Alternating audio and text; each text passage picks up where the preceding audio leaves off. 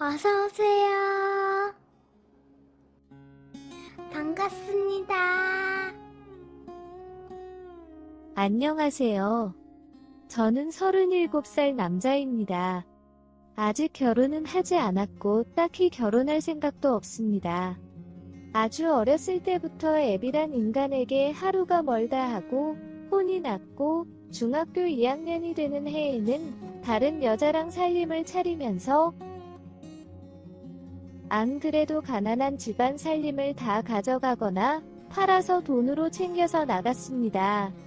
어머니는 저와 동생을 먹어 살리기 위해 안 해본 일이 없으셨고 고생만 하시다가 3년 전에 하늘나라로 가셨습니다.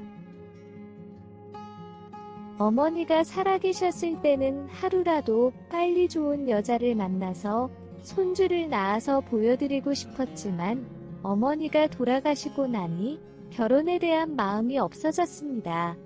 정말 인간 같지도 않은 애비 밑에서 자랐고 가난이 얼마나 힘들고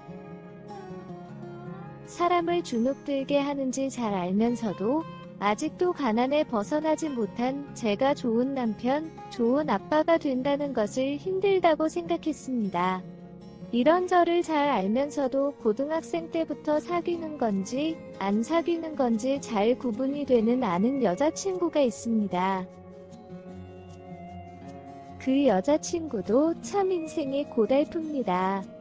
고등학생 때 같은 반이었고 친해지게 되면서 사귀게 되었습니다. 학교 끝나고 나왔는데 할 말이 있다면서 저희 집으로 같이 왔습니다. 들어와서는 갑자기 울기 시작하더니 여기저기 멍든 자기 몸을 보여주며 새아빠한테 맞고 몹쓸짓도 당했다는 것이었습니다. 세상에 불쌍한 놈이 나 말고 한 명이 더 있다는 생각에 너무 안타깝고 화가 났습니다. 마음 같아서는 가서 복수라고 해주고 그 집에서 당장 나오라고 하고 싶었지만 현실은 그럴 수 없었습니다. 방 한 개 있는 반지하에 살고 있고 그때도 동생은 같이 살 형편이 되지 않아 시골 외갓집에서 초등학교 다니고 있었고 매일같이 몸이 부서져라 일하는 엄마에게 한 명의 부양가족을 늘려줄 수는 없었습니다. 고등학교만 졸업하면 직장을 구하면 같이 나와서 살자고 굳게 약속을 하고 정말 싫었지만 달래서 집에 보냈습니다. 며칠 뒤 새벽에 자고 있는데 여자친구가 집으로 찾아왔습니다. 옷차림도 형편이 없고 머리도 엉망이었습니다. 일단 집으로 데리고 들어왔습니다. 새아빠를 피해서 도망을 온 것이었습니다. 일단 급한 대로 엄마 옷을 주었고 따뜻한 커피를 타주었습니다. 여기저기 까진 데가 많아서 약을 발라주는데 계속 울기만 하였습니다. 괜찮다고 안전하다고 하면서 꼭 안아주는데 이 여자는 제가 꼭 지켜줘야겠다고 생각이 들었습니다. 하지만 엄마 몰래 저희 집에서 숨겨주는 것은 한계가 있었고 결국 눈치를 챈 여자친구는 고맙다면서 저한테 첫 경험을 주고서는 저희 집을 나갔습니다. 자기 집으로 돌아가지 않은 채 아예 가출을 한 것이었습니다. 같은 아픔을 알면서도 지켜주진 못한 제가 너무 한심하고 바보 같았습니다. 고등학교를 졸업 후 바로 군대를 다녀왔습니다. 제대와 동시에 제가 갈 수 있는 회사 중에서 가장 월급을 많이 주는 곳으로 취업을 하였습니다. 그러다 우연치 않게 같은 회사에서 그 여자친구를 다시 만나게 되었습니다. 저는 막 입사한 정직원이었고 여자친구는 아르바이트생이었습니다. 너무 반가워서 아는 척을 하였지만 여자친구는 제가 아는 척을 하는 것이 싫다고 하였습니다.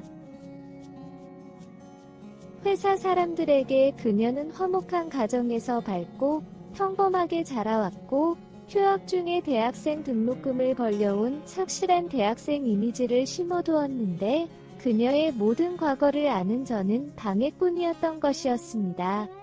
결국 거리를 두며 일적으로만 지내다가 젊은 직원들끼리 회식을 하게 되었고, 당연히 저도 그녀도 그 회식에 참석하게 되었습니다. 유독 저하고 그녀하고만 서먹서먹하게 지내자 사람들은 친하게 지내라면서 저를 그녀 옆자리에 앉혔고, 그렇게 회식은 시작되었습니다. 술을 마시고 사람들과 웃으면서 이야기를 나누는데도 술 먹고 그녀의 과거에 관련돼서 말하거나 친한 척을 하면서 실수를 할까봐 마음이 계속 불편하였고, 결국 개인적인 일이 있다면서 먼저 가보겠다고 나왔습니다. 다음날 회사에서 그녀가 먼저 저에게 미안하다면서 말을 걸었고, 저는 땡땡씨가 미안한 일 없다면서 가서 일 보라고 하였습니다.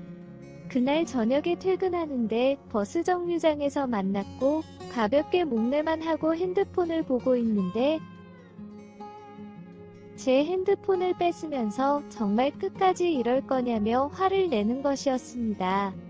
제 핸드폰을 돌려달라고 하자 받고 싶으면 따라오라면서 먼저 버스를 타는 것이었습니다. 그렇게 그녀와 번화가에 있는 술집으로 가게 되었습니다. 한참 동안 사과를 받은 뒤에 어떻게 지냈는지, 어디서 사는지 등 여러 근황을 나눴습니다. 그러다 술이 만취할 때까지 술을 마셨고, 이미 예상이라도 한 듯 자연스럽게 같이 모텔로 갔습니다. 그녀는 먼저 내숭 없이 편하게 즐기자면서 본인이 하고 싶었던 것들은 저에게 하기 시작했고, 저도 상상 속에서만 해보았던 것들을 거침없이 그녀에게 하였습니다. 짐승처럼 소리치며 서로가 타락하고 더러워진 것 같은 느낌에 더 짜릿했습니다. 그렇게 그녀와 다시 만나기 시작했습니다. 그녀와 사귄다고 생각을 했지만 그녀는 저와 만나는 중에도 소개팅도 나가고 잘난 남자친구도 사귀었습니다.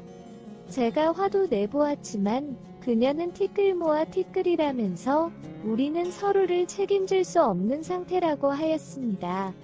저도 그 말에 부정할 수는 없었습니다.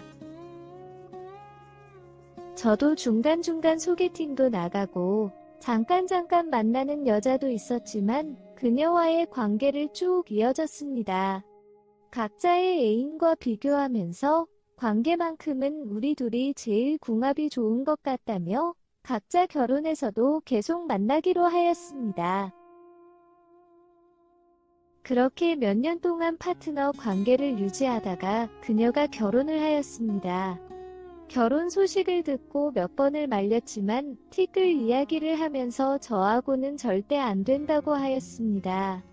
결국 그녀는 결혼을 하였고 사랑이 없는 결혼 생활은 행복하지 않았습니다. 잦은 부부싸움은 결국 몸싸움까지 이어지게 되었고, 고등학생 때 그날처럼 문제가 생길 때마다 제 집으로 찾아왔습니다. 그러는 날이면 며칠 동안 돌아가지 않고 제 집에서 신혼부부처럼 있다가 갔습니다. 나중에 문제 생길까 걱정은 되지만 오히려 그녀는 남편이 아이를 갖자고 하는데 전부 다 제 아이로 낳을까도 고민이라면서 어떠냐고 물어보더군요. 결혼 생각은 없고 아이는 있으면 좋지 않냐면서 게다가 무료로 알아서 잘 키워줄 텐데 뭐가 문제냐고 하는데 저도 미쳤는지 낳아달라고 하면서 그날 이후로는 피임을 하지 않고 있습니다. 아무래도 이 관계가 평생 이어질 것 같습니다. 혹시라도 그녀가 제 아이를 낳고 이혼을 하면서 가난하고 힘든 가족을 대물림이 되지 않을까 걱정은 돼서 멈추려고 하지만 그녀가 제 집으로 오는 날만 기다려집니다. 오늘의 사연은 여기까지입니다. 구독과 좋아요, 알림 설정 부탁드립니다. 긴 글을 읽어주셔서 감사합니다. 구독과 좋아요 꾹꾹 눌러주세요. 꾹꾹. 알림 설정도 꾹꾹 눌러주세요. 눌러주세요.